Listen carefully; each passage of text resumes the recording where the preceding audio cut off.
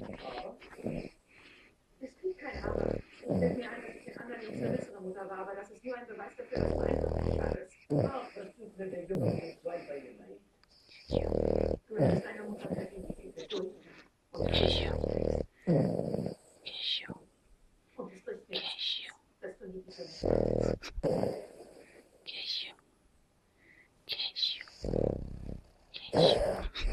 Wow. Wow. Wow. Ich habe viel lange darauf gewartet, dass du das sagst. Wie machst du das? Ich meine, ich hatte Fantasie, dass du sowas sagst, mehr oder weniger Wort für Wort, das ist unheimlich wie eine Art Chaos, aber es hilft nicht. Wieso hilft es nicht? Willst du vielleicht, dass ich irgendwas anderes sage?